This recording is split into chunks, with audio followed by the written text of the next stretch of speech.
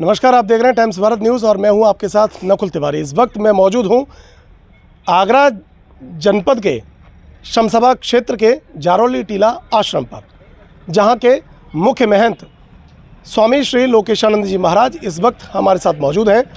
और यहां पर जारौली टीला आश्रम पर आगामी 1 दिसंबर से 15 दिसंबर तक एक बड़ा भव्य संत समागम होने जा रहा है, जिसकी अलौकिक और भव्यता यहाँ पर देखने वाली बनती है। पूरी विस्तार से हम चर्चा करेंगे पूज्य श्री लोकेशानंद जी महाराज जी से कि आखिर इस तरह का जो कार्यक्रम है, मुझे लगता है कि जनपद ही नहीं पूरे प्रदेश के अंदर इतना भव्य कार्यक्रम पहली बार यहाँ पर देखने को मिलेगा। स्वामी जी, बहुत बहुत स्वागत है आपका हमारे चैनल टाइम्स भारत में। जी बहुत बहुत आप सबको आशीर्वाद, और मेरा आपके द्वारा टाइम्स न्यूज़ के द्वारा समस्त भक्तों को गुफाधाम आश्रम के जितने भी अनुयायी हैं, जितने भी श्रद्धायुक्त लोग हैं और आश्रम से जुड़े हुए हैं, उन सबको आपके द्वारा मेरा हृदय से बहुत बहुत आशीष और शुभ मंगल कामनाएं। महाराज जी, आज जिस तरह से इस तरह की जो अलौकिक और भव्यता दिव्यता, क्या कहें, इसके लिए शब्द कम है, लेकिन इतना भव्य कार्यक्रम पहली बार ऐसा देखने के लिए शमशाबाद की पावन धरती पर मिलेगा। पूरा आपका दिशा निर्देशन है इसमें, पूरा आपका आयोजन है। इस तरह का जो कार्यक्रम है किस तरह से आपके दिमाग में आया, कैसे आपने पूरा विचार बनाया और इस कार्यक्रम को कैसे आप अंजाम तक पहुंचाएंगे? देखिए, मेरा कार्यक्रम मैं निमित्त हूँ, अन्यत्र तो कार्यक्रम पूरे क्षेत्र का है। पूरे आश्रम से जितने भी जहाँ से लोग जुड़े हुए हैं, ये एक क्षेत्र की बात नहीं है। अभी तो वसुदेव कुटुंब के भाव के साथ अगर मैं बात करूँ तो पूरे भारत का आयोजन है, क्योंकि समस्त जगह से भक्तों का आगमन भी है। और रही इस बात की बात जब आप कह रहे थे कि कैसे मन में भाव आया, तो मन साधु का भाव क्या होता है? धर्म की जागृति हो, धर्म सर्वत्र समभाव में और उसका प्रचार प्रसार हो। क्योंकि आजकल क्या है कि हमारे सनातन और हमारे हिंदू भाइयों पर जो भी जिस प्रकार के आप सब देख ही रहे हैं आरोप प्रत्यारोप और सनातन के साथ जो छेड़छाड़ हो रही है, तो कम से कम उसको एक उन्नति की ओर ले जा कर के कुरीतियों को दबाने के लिए अगर कोई साधन है तो वो धर्म है। जब तक हम धर्म का प्रचार प्रसार नहीं करेंगे, धर्म का जब तक हम लोग एक दिशा की ओर नहीं ले जाएंगे, तब तो लोगों को पता ही नहीं पड़ेगा कि धर्म है क्या, सनातन है क्या।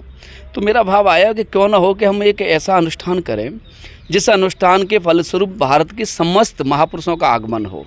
क्योंकि चलो हम लोग तो कहीं ना कहीं महापुरुषों के दर्शन कर लेते हैं, लेकिन कुछ लोग ऐसे हैं वो लोग नहीं जा पाते हैं, तो उनको भी उस महापुरुषों का दर्शन मिले, उनके प्रवचन मिले, उनकी वाणी मिले। कम से कम महापुरुषों के वचन और प्रवचनों के द्वारा कहीं ना कहीं समाज में एक दिशा का परिवर्तन होता है और समस्त कुरीतियाँ भी समाप्त होती हैं। तो समस्त भक्तों के हृदयांगमन भाव को ध्यान में रखते हुए यहाँ सहस्त्र चंडी संत समागम और मंदिर जो परिसर हैं, जो अभी हम आपको दिखाएंगे, उनका उद्घाटन का एक आयोजन किया जा रहा है, जिसमें सबसे बड़ी प्रसन्नता की बात है और क्षेत्र के गौरव की बात कहूँ तो चतुर्थ पीठ चारों पूज्यपाद महाभाग जगदगुरु भगवान शंकराचार्य जी का आगमन, और अपने पूरे भारत के समस्त तीर्थों से, चाहे वो प्रयाग जी हों, चाहे अयोध्या जी हों, चाहे काशी हो, चाहे नैमिष हों, चाहे ओमकारेश्वर हों, चाहे रामेश्वर हों, चाहे अपना उज्जैन हो, ऋषिकेश हो, हरिद्वार हो, उत्तराखंड हो, अन्यत्र जहाँ जहाँ प्रमुख स्थान हैं, वहाँ के सभी महापुरुषों का इस धरा पर आगमन होने जा रहा है।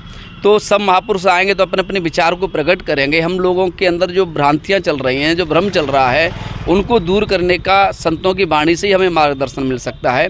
इसलिए हमने इस अनुष्ठान का एक संकल्प लिया है। आप देख रहे हैं इसमें 21 कुंडी महायज्ञ का आयोजन होगा। महाराज जी, यहाँ पर पिछले कई महीनों से यहाँ पर युद्ध स्तर पर कार्यक्रम चल रहा है, तो मैं आपसे गुजारिश करूँगा कि क्रमबद्ध तरीके से आप थोड़ा सा इसके बारे में पूरा समझाते जाइए। देखिए, ये अपना ये यज्ञशाला है, इसमें 21 कुंडी महायज्ञ का निर्माण किया जा रहा है और यज्ञ में हमने मनोवृत्ति के अनुसार कुंडों की रचना करा रहे हैं। 21 कुंडी यज्ञ होगी, इसमें यज्ञ होगी। अच्छा। हाँ, ये यज्ञ का निर्माण हम लोगों ने किया यहाँ पर तकरीबन 21 कुंडी यज्ञ होगा। हाँ, 21 कुंडी इसमें यज्ञ होगी। और ये आश्रम में निर्माणाधीन चल रहा है, कार्य पूर्णता की ओर है। और यहाँ कुछ संतों के प्रवास की, यहाँ आश्रम के संतों के रुकने की प्रवास की व्यवस्था है, जैसे ये कुटी बनाई है और ये निर्माण चल रहा है। और इधर ये सब संतों की व्यवस्था के लिए अरे ऐसा लग रहा है कि बिल्कुल प्राचीनतम जो दृश्य होता है वो, जैसे कि आपने कुटिया बनाई है पूरी एक साधु का श्रृंगारी कुटिया है। साधु का श्रृंगारी कुटिया होती है, ऐसा नहीं है। लेकिन सब भक्तों को, साधु को तो कुटिया चाहिए, लेकिन भक्तों की व्यवस्था के लिए बस नया आजकल जैसे देखने को नहीं मिलता इस तरह का पूछ की जो बनाई गई है। नहीं, हमने जब बनवाई तो लोग बड़ा आश्चर्य कर रहे थे, देखो यही तो विडम्बना है। पहले फूस के घर होते थे तो लोग कहते थे अरे तुझ पे है क्या फूस का घर है, पक्का ही नहीं है। और आज पक्के हैं तो लोग कहते हैं फूस नहीं है। तो दोनों चीज हम लोगों ने यहाँ ला करके प्रकट की है। यहाँ पर जैसे कि पूरा निर्माण कार्य चल रहा है, 2-4 दिन का है बस। ये हाँ विराम होगा। और यहाँ भी एक कुटिया बनाई है ऊपर, इसको यहाँ भी एक कुटिया बनाई है। आइए। तो महाराज जी ये वाली जो कुटिया है ये किसके लिए? ये संतों के लिए, जो संत महापुरुष बैठना चाहे कुटिया में वो यहाँ बैठे, और ये कार्यालय के रूप में दी है। हाँ, ये कुटिया उन लोगों के लिए दी है। सामने जो कुटिया आप देख रहे हैं, ये जो कुटिया है वो आगामी यानी कि जो संत आने वाले हैं इस कार्यक्रम में उनके रुकने के लिए है, बैठने के लिए। और ये सब चल रहा है भगवत इच्छा से। और मैं तो आपके द्वारा ये भी कहना चाहूँगा, कल यहाँ एक बहुत बड़ी भव्य सहस्त्र चंडी संत समागम के कार्यकारिणी के रूप में एक बैठक होगी। तो मैं आपके द्वारा जो भी श्रद्धायुक्त भक्त हैं जो इसको सुनेंगे देखेंगे, उनको मेरा हृदय से कल के लिए 3 बजे सादर आमंत्रित हैं। सब लोग यहाँ पधारें, क्योंकि सब अपनी अपनी जिम्मेदारी लेकर के इस कार्य को एक भव्यता की ओर ले जाएं। और मैं आपके द्वारा सबको कल मैं आमंत्रित करता हूँ। कल 3 बजे प्रशासनिक सभी महापुरुषों का यहाँ कल आगमन रहेगा। दोपहर 3 बजे, दोपहर 3 बजे सब लोग पधारें यहाँ। और महाराज जी यहाँ पर जिस तरह से ये जो मंदिरों के निर्माण कर रहे हैं इसके बारे में, ये जो मंदिर है निर्माण किए हैं, ये 9 देवी हैं। 9 देवी का मंदिर है। इसमें लक्ष्मीनारायण भगवान जी हैं, पंच पूजा में गणेश जी हैं, आचार्य भगवान उदासीन, हमारे आचार्य उदासीन भगवान है, उनका भी है।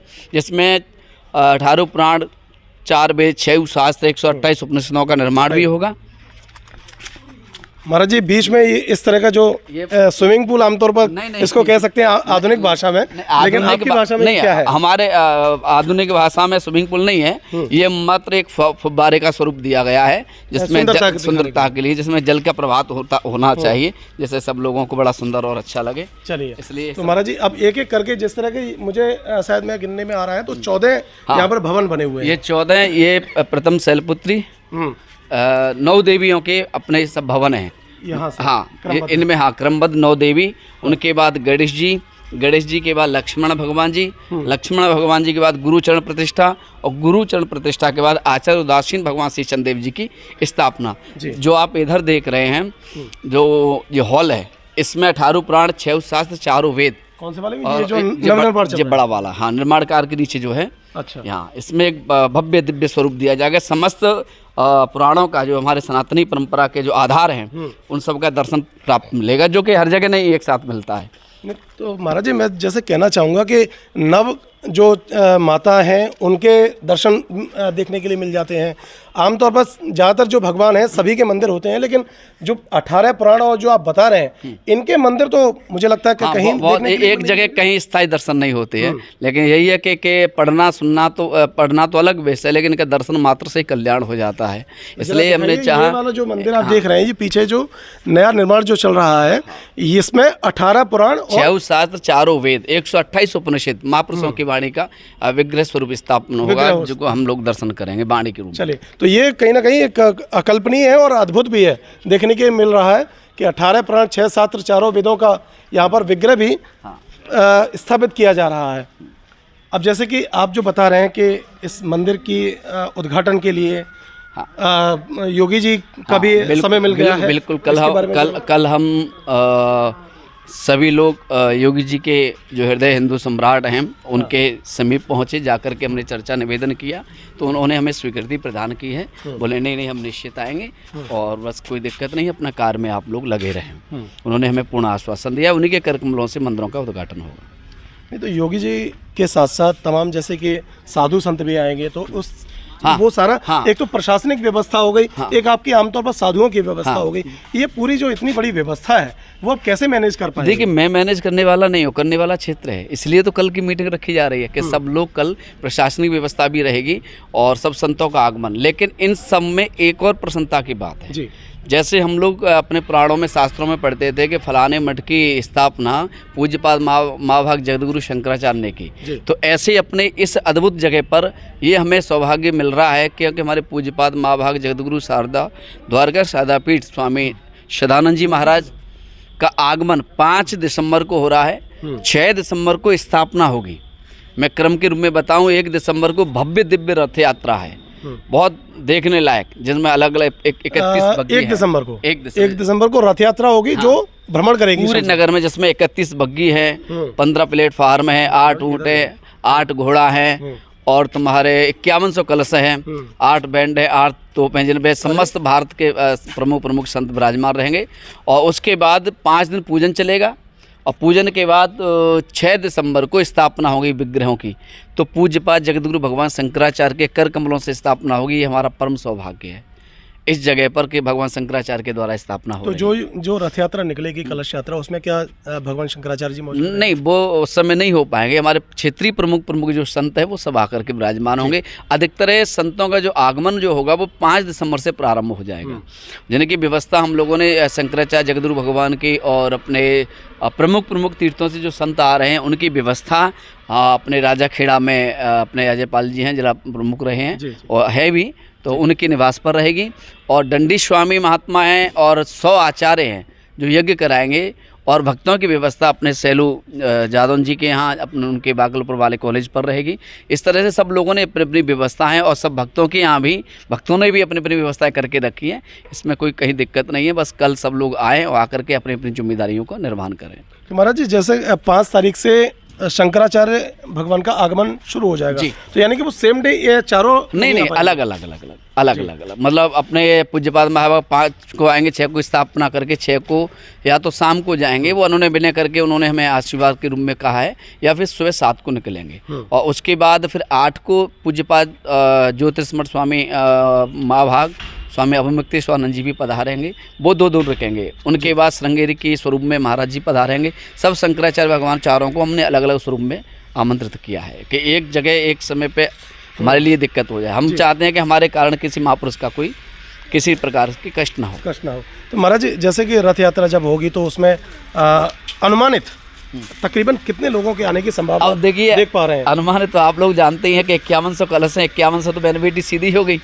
5100 कम से कम यात्रा उस दिन मेरे हिसाब से होना चाहिए तो 10,000 11,000 या जितना भी, अनुमानित नहीं कहते, श्रद्धा का कोई अनुमान नहीं होता, जितने भी लोग आ जाएं वो सब स्वीकार, लेकिन फिर भी 10 हज़ारों की संख्या में व्यवस्था रहेगी। तो आमंत्रण यानी कि सभी को दिया गया? हाँ बिल्कुल, सबको दिया जा रहा है और सबसे कह रहे हैं कि भाई सब लोग आएँ। ये कोई व्यक्तिगत कार्यक्रम नहीं है, व्यक्तिगत आयोजन नहीं है, ये समस्त क्षेत्र का आयोजन है, आप सबका आयोजन है। इसमें मैं पुनः कहूँगा कि आपके द्वारा कोई व्यक्ति यही नहीं सोचे कि महाराज जी ने हमसे नहीं कहा। देखो, आप जानते हैं जब आपके घर में विवाह हो इत्यादि हो तो कितनी बड़ी जिम्मेदारियाँ होती हैं। तो ये तो आपका क्षेत्र इतना बड़ा आयोजन है कि मैं हर के पास नहीं जा सकता, क्योंकि ना मैं पहुंच सकता हूं। तो मैं आपके द्वारा और समाचार प्रसार के द्वारा, मीडिया के द्वारा मैं निवेदन के रूप में कह रहा हूं कि कोई ये नहीं सोचे कि महाराज जी हमारे यहाँ नहीं आए। मैं हृदय से सबका सम्मान कर रहा हूं, हृदय को सबसे सादर आमंत्रित कर रहा हूं, सब लोग पधारें, कहीं किसी के लिए कोई रुकावट वाली बात नहीं है। महाराज जी, न केवल शमशाबा क्षेत्र में या आगरा में बल्कि पूरे देश भर में इस समय सनातन की ध्वजा को लेकर तमाम संत आगे आ गए हैं। चूँकि जैसे कि अभी हाल ही में कुछ दिनों पहले ही, 2-4 दिन पहले ही, देवकी नंदन ठाकुर जी ने भी एक धर्म सभा का आयोजन किया दिल्ली में। तो वहाँ भी एक बहुत बड़ा आयोजन किया गया सनातन को लेकर, सनातन की ध्वजा को लेकर, और एक बहुत बड़ा आयोजन था। तो और उधर आपका भी इधर एक बहुत बड़ा एक सनातन को लेकर आयोजन है। तो क्या कहना चाहते हैं कि पहले के समय में आज के समय में कितना? नहीं, पहले के समय में आज के समय में कोई वो अलग बात नहीं है, लेकिन थोड़ा सा जो भ्रम है, जो पहले के समय में हम सब लोग तब भी सनातन था, आज भी सनातन है और आज में भी सनातन रहेगा। इसमें कहीं कोई वो तो है नहीं कि साहब आज सनातन समाप्त हो जाएगा। लेकिन पहले क्या है, पहले सनातन पर इस तरह के भ्रम इत्यादि माया जाल जो कहते हैं, जो हिंदुओं को बांटने का काम कर रहे हैं, भ्रमित करने का काम कर रहे हैं, तोड़ने का काम कर रहे हैं, ये जो प्रचलन चल रहा था वो पहले नहीं था। ये अब आकर के कलयुग का प्रभाव मानेंगे हम तो इसको, इसके द्वारा सब अपनत्व को उठाना चाहते हैं, अपने अपने को एक रूप देना चाहते हैं, तो जिसमें हमारा सनातन से जुड़ी हुई जो आस्था है वो कमज़ोर होती जा रही है। इसलिए सनातन की आस्था कमज़ोर ना हो, हम अपने मूलभूत स्वरूप को जानें। हमारा अधिकार आपसे, हमारे ईश्वर, हमारे इष्ट, हमारे परमात्मा ईश्वर हैं और तो कोई नहीं है। हम उन्हीं के बल पे रह रहे हैं। आज हमने परिवार का त्याग किया, घर का त्याग किया, सुख सुविधाओं का त्याग किया, तो किसके लिए किया? ईश्वर के लिए किया। आज हम जहाँ हमें शांति मंदिरों में मिलती है, जहाँ हमें शांति तीर्थों में मिलती है, जब भक्ति भी विचलित हुई तो भक्ति ने भी वृंदावन का सहारा लिया, तीर्थ का सहारा लिया, तब आकर के कोई न कोई सदगुरु मिला। जब हमारे सनातन पर इस प्रकार के कुटाराघात हो रहे हैं तो लोग भ्रमित हो रहे हैं, अपने मूलभूत स्वरूप को त्याग करके अन्य लोगों की शरण में जा रहे हैं। तो हम सबका ये कहना कि बाप तो हमारा बाप है, सनातन हमारा बाप है, हमारा सब कुछ है। एक बहुत बड़ा बड़ वृक्ष है, विशाल एक काया है जिसके तले हम सब लोग रह रहे हैं। तो कम से कम हम अपने आप को तो पहचाने, हम अपने आप के मूल आधार को तो पहचाने। हम अपने आप का त्याग क्यों कर रहे हैं? अपने धर्म का त्याग क्यों कर रहे हैं? जो सुनने वाला जो हमारा सनातन है वो और कोई नहीं हो सकता। जो अधिकार पिता पर होता है वो एक बार चाचा के लिए नहीं हो सकता या सगे संबंधियों पर नहीं हो सकता। अधिकार सिद्ध अगर है तो वो हमारा सनातन है। तो हम तो अधिकार की बात कर रहे हैं। जैसे एक वक्फ बोर्ड है, जहाँ उनकी बोर्ड लगा दिया वही उनकी वो हो गई। और वक्फ बोर्ड का क्या अर्थ है, क्या मतलब है? एक बात बताओ। तो हमारा भी बोर्ड बनना चाहिए ना, सनातन का भी बनना चाहिए ना। हाँ बिल्कुल बनना चाहिए। जब वो बना रहे तो हमारा भी बनना चाहिए ना। तो हम लोगों को गुमराह कर रहे हैं। मैं जहाँ तुम अपना ला करके स्तंभ लगा दो वो तुम्हारा वक्फ बोर्ड हो गया, और जहाँ मंदिर की जगह के लिए अगर हम अपील करें कि वहाँ जा करके आरती पूजा हो तो आप लोग विरोध में आ जाते हो। ऐसा क्यों? एक देश, एक कानून, भारत राम का है, राम कण-कण में विराजमान है। उस राम के कण-कण के भाव में दो प्रकार की वृत्तियाँ जो चल रही हैं, जिसको सनातन को विचलित करने का जो कुछ अधर्मी लोग हैं, पाखंडी लोग हैं जो पूरा प्रयोग कर रहे हैं, तो उनसे बचाने के लिए अपने भाइयों के लिए सब लड़ते हैं। तो साधु भी अपने के लिए लड़ रहा है, दूसरों के लिए नहीं लड़ रहा। इसलिए धर्म यज्ञ का हम लोग आयोजन करते रहते हैं। महाराज, जैसे कि तमाम जो विपक्ष के लोग हैं, चाहे वो हिंदू धर्म के ही मान के चलिए या फिर अन्य उसमें धर्म में हो, जाति में हो, तमाम लोग हैं, वो कह रहे हैं कि अब जो आज की जो साधु हैं या संत हैं वो सनातन के ठेकेदार बन गए हैं। नहीं, ऐसा यानी कि सनातन के धर्म को अब एक छत्र के नीचे लाकर हम उसके ठेकेदार बन रहे हैं और वो हिंदुओं को जगाने का काम कर रहे हैं। ये लोग तो मूर्ख हैं, इनको पता ही क्या है, साधु तो धर्म का ठेकेदार होता ही है। इसमें दोहराया क्या है? ठेकेदार होता है। हाँ बिल्कुल है। धर्म का प्रचार कौन करता है? साधु ने किया है। कभी अधर्मियों ने किया क्या? अत्याचारियों ने किया क्या? किसने किया? साधुओं ने किया। और उस धर्म के प्रचार के लिए अपना सर्व सुख त्याग करके और धर्म के लिए नौछावर हुए तो साधु हुए हैं ना। आज धर्म की कहीं बात आती है तो साधु लड़ते हैं। जो विरोध कर रहे हैं वो कभी राम मंदिर की लड़ाई लड़ी क्या उन्होंने? कौन मरा उसमें? साधु ही तो मरे। किन पर लाठियां चली? साधुओं पर तो चली। तो धर्म का अगुवाई कौन होता है? साधु होता है। और ठेकेदार भी होना भी चाहिए। साधु ठेकेदार धर्म का स्वरूप नहीं होगा तो कौन होगा? वो करना चाहिए। हम तो कहते हैं कि समस्त भारत के संतों को एकजुट होकर के अपने धर्म की रक्षा के लिए अगर प्राण भी जाएं तो प्राण देने में संकोच नहीं करना चाहिए, क्योंकि जो अपने धर्म के लिए जीता है उसे सर्वोत्तम स्थान मिलता है। तो आपको लगता है कि धर्म इस समय खतरे में है? बिल्कुल है। धर्म खतरे में उन लोगों के कारण है जो भ्रम इत्यादि पैदा कर रहे हैं, जो लोगों को गुमराह कर रहे हैं। कहीं ना कहीं उनमें हम लोग भी दोषी है ना। हमारा हिंदू भी कहीं ना कहीं दोषी है, जो अपने लोलपकता के लिए, अपने चापलूसी के लिए, दूसरों के निजी स्वार्थ को करने के लिए है। अन्यथा शास्त्र उठाइए, जब धर्म खतरे में आया है तब तक संत तो आगे आए हैं। कौन आया है? तो इसमें संत गलत क्या कर रहे हैं? संत तो है ही ठेकेदार। महाराज जी, योगी जी ने का नारा दिया था, बटेंगे तो कटेंगे। कितने सहमत हैं आप इससे? पूरा सहमत है। और योगी जी ने ये तो नहीं कहा कि हिंदू बटेंगे कटेंगे, कि मुसलमान बटेंगे कटेंगे। उनके भाषण में समरसता है, समानता है, जाति भेद का उल्लेखन तो नहीं किया। अब राजनीतिक लोग हैं वो किस एंगल से देख रहे हैं, जैसी जिसकी दृष्टि वैसी इस दृष्टि। नहीं, अब साधु किस रूप से देख रहे हैं? मैं तो आपकी बात, हाँ नहीं, अब मेरी बात करें तो हम सही देख रहे हैं ना। हमें बटना नहीं चाहिए, हमें दूसरों गुमराह में नहीं आना चाहिए, भ्रम में नहीं आना चाहिए। नहीं, बटेंगे तो कटेंगे, इसका दो रूप लगाए जा सकते हैं। या तो हिंदू आपस में बटेंगे तो कटेंगे, या फिर धर्म के रूप में अलग अलग देखेंगे, हिंदू मुस्लिम सिख ईसाई या जितने भी धर्म है वो आपस में। दोनों पहलू सही है, लेकिन ये देश का निर्माण तो सभी लोगों को मिलाकर होता है। हाँ नहीं, निर्माण होता है, निर्माण के लिए मैंने कब किया है, लेकिन निर्माण के कर्ता में धर्म का ही तो पहला स्थान है। कम से कम उसके लिए तो एकजुट रहो। अगर आप एक पिता के 4 बालक हैं मान लीजिएगा, और उस पिता पर कोई अत्याचार करे और तीनों बालक आकर के तालियां ठोकें, तो क्या उस पिता का गौरव है? नहीं। गौरव तो जब है कि उसके चारों पुत्र उसके लिए रक्षा के लिए खड़े हो जाए, तो बात वो है। और ये तो अपना अपना दृष्टिकोण है, कौन किस तरह से देखना चाह रहा है।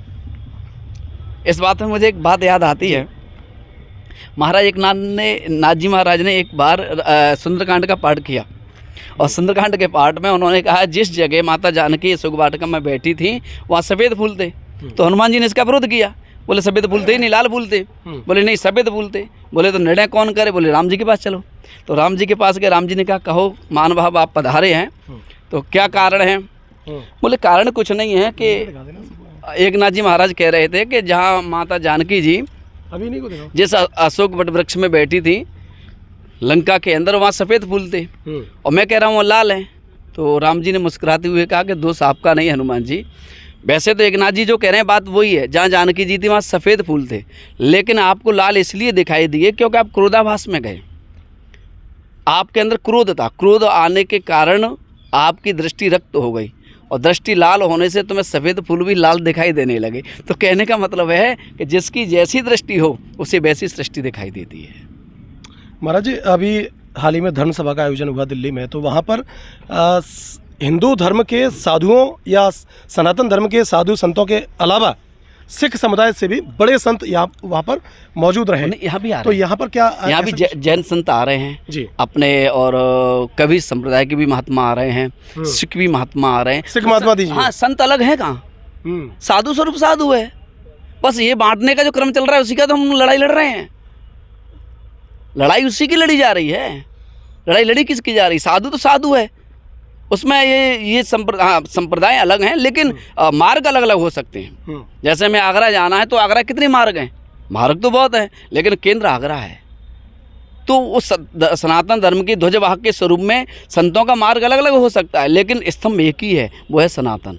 और उसके लिए हम सब एकजुट हैं। इसमें मतभेद होने की कोई आवश्यकता नहीं है कि वो सिख है या वो जैनी है या वो कबीर है या वो है, ऐसा कुछ भी नहीं है। हमारे सनातन ने और हमारे स्तंभ धर्म ने कभी किसी को महाराज अलग स्वरूप में नहीं देखा, हम सब साधु एक हैं।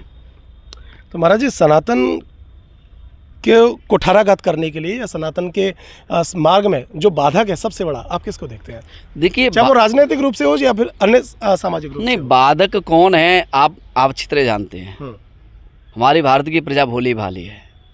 हमारी जो भावनाओं को कुचल रहा है, हमारे भावनाओं का जो दुरुपयोग कर रहा है षड्यंत्रों तहत, चाहे वो कोई भी हो, हम तो उसी को दोषी मानते हैं, चाहे कोई भी हो जो हमारे सनातन के लिए और कुठाराघात लेकर के, क्योंकि हिंदुओं की ताकत सनातन है।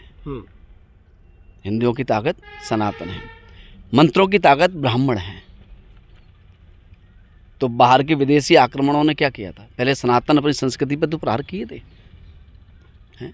क्योंकि संस्कृति और सनातन का जहाँ बिखराव हो जाएगा वो हिंदुत्व ही अपने आप टूट जाएगा। तो ये तो विदेशी ताकत हैं जो काम कर रही हैं, उनमें जयचंद अपने बहुत हैं, वो उसका प्रयोग कर रहे हैं बस।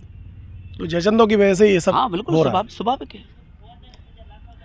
अगर जैसे कि बटेंगे तो कटेंगे, इस चर्चा में मैं दोबारा से आपको शामिल करूं तो आपका मानना ये है कि आपस में हमें बंटना नहीं है। हाँ, और सनातन के लिए एक छत्र में खड़े होकर रहना है। लेकिन जब हम लोकतांत्रिक रूप से अगर हम देखेंगे, कोई भी बच्चा सरकारी फॉर्म भरता है या नौकरी पाने के लिए किसी अन्य व्यवस्थाओं में जाना चाहता है, तो वहाँ पर फॉर्म में भी एक अलग अलग जाति का कॉलम दिया गया होता है, ये ब्राह्मण, ये सामान्य, ये ओबीसी, ये बीसी या एससी, जो भी है। तो ये जो बांटने का काम है, सरकार कह रही है, यानी कि नेता लोग कह रहे हैं कि बटेंगे तो कटेंगे, तो पर वहाँ पर क्यों नहीं एकत्रित किया जा रहा है? नहीं, तो नेताओं का तो काम ही यही है। कौन नेता कह रहा है? पता है तुम्हें कौन कह रहा है? सबको पता है। मेरे मुंह से क्यों खिलवा रहे हैं? जो देश को बांटता आया, काटता आया, वो कह रहे हैं। और कौन कह रहा है? देश को विभाजन करने वाला, काटने वाला वही तो है, वही तो कह रहे हैं। कौन कह रहा है? इसलिए इस बात पे मैं नहीं कहना चाहूँ। चलिए, तो महाराज जी ये जो पूरा ये परिसर बनाया गया है, इसके बारे में जरा बताइए। ये जो परिसर है ये रैन बसेरा है जी। ये रैन बसेरा, यहाँ इसका आप देख रहे हैं, यहाँ एक गेट बनेगा। नहीं, ये जगह, इस जगह ये गेट बनेगा। इसमें नगरों का निर्माण होगा। इसमें नगर बनेंगे 12 ऐसे। आनंद नगर है, प्रेम नगर है, भक्ति नगर है, और दुर्गा नगर है, कृष्ण नगर है, माधव नगर है। इस तरह के नगर होंगे जिसमें व्यवस्थापकों को कोई परेशानी ना हो। नगर बाई नगर उनको व्यवस्था दी जाएगी। ये रैन बसेरा की व्यवस्था है। इधर आप देख रहे हैं सत्संग हॉल है, ये वाला ये जो सामने जो बड़ा वाला जो है वो सत्संग हॉल हो रहा है पूरा, जिसमें प्रवचन महापुरुषों की वाणी का सभी श्रद्धायुक्त भक्त लोग आनंद लेंगे। इधर हम लोगों ने भोजन के लिए व्यवस्था, रसोई भंडार, अन्नपूर्णा, अन्नपूर्णे सदा पूर्णे शंकर प्राण वल्लभे ज्ञान वैराग्य सिद्ध्यर्थम भिक्षाम देहि च पार्वती माता च पार्वती देवो पिता देवो महेश्वरः बांधवः शुभभक्त स्वदेशो भुवनत्रयम्। माँ भगवती का ये जो यही तो सनातन है। सनातनी दृष्टि समरसता समानता की जो कि प्रत्येक कण में अपने ईश्वर का आह्वान करता है वो सनातन है भाई। उसे कैसे नष्ट कर सकते हैं लोग? कितना भी ताकत कर लें, बाप को नष्ट करने वाला तो रही है। हाँ, बेटा पिता को विचलित कर सकता है, समाप्त नहीं कर सकता। तो बस महाराज जी, अविमुक्तेश्वर महाराज जी यानी कि शंकराचार्य महाराज जी कहते हैं कि इस देश में गौ हत्या पर एक कानून बनना चाहिए। आपको लगता है कि ये? हाँ, बिल्कुल बनना चाहिए। गौ हत्या पर कानून बनना चाहिए। और मैं तो आपके द्वारा ये कहना चाहूँगा, कानून उन पर भी बनना चाहिए जो गौ सेवक गौ के नाम पर जो दलाली कर रहे हैं। बहुत अच्छी बात है। गौ के नाम पर दलाली कर रहे हैं। गाय तो खोल लेते हैं, गौशाला खोलेंगे हम, उद्घाटन भी हो जाते हैं, फीते भी कट जाते हैं, लेकिन पाने के लिए गाय भी नहीं मिलती। जो सरेआम गाय के स्वरूप पर अर्थ का प्रयोजन कर रहे हैं, उन पर भी कानून लगना चाहिए। गाय हमारी, और एक बात बताऊं, जो माँ को बेच करके खाए उसका सर्वनाश होने में देरी नहीं लगती। मेरा मत है इस गुफाधाम आश्रम पर यह आयोजन के बाद पूज्यपाद जगतगुरु भगवान शंकराचार्य के कर कमलों से यहाँ गौ हॉस्पिटल का निर्माण होगा। बहुत सुंदर। क्यों? क्योंकि हमारे एक अंगुली टूट जाए तो 1000 डॉक्टरों को बदल देते हैं। गाय को जिंदा कुत्ता खाते हैं, और जो गाय सेवक हैं वो फ़ोन तक नहीं उठाते। इन पर भी नियंत्रण होना चाहिए, इन पर भी कानून बनना चाहिए। अगर पक्के गौ सेवक हो तो गाय को माँ का रूप लेकर के उसकी सेवा करनी चाहिए, ना कि अपने व्यवस्थाओं की दृष्टिकोण रख करके। तो पूज्यपाद महाभाग का तो प्रयास ही यही है, और गौरथ के लिए तो वो इस समय संपूर्ण भाव से न्यौछावर हैं। गौ माता को महाराष्ट्र में तो राजमाता का दर्जा दिया है, कितनी बड़ी बात है। बिल्कुल। जिसमें 33 करोड़ देवता विराजमान होते हो, है माँ। जब एक माँ के दूध नहीं आता तो माँ का ही दूसरी माँ का दूध दिया जाता है बालक को, वो है गौ। भैंस का दूध क्यों नहीं देते? बकरी का दूध क्यों नहीं देते? ऊँट का दूध क्यों नहीं देते? क्यों? गाय माँ है, उसके उच्चारण में माँ शब्द की ममता भरी हुई है। इसलिए हम लोग भी यहाँ गौ हॉस्पिटल का निर्माण करेंगे। इस आयोजन के बाद शिलान्यास पूज्यपाद महाभाग से ही कराएंगे।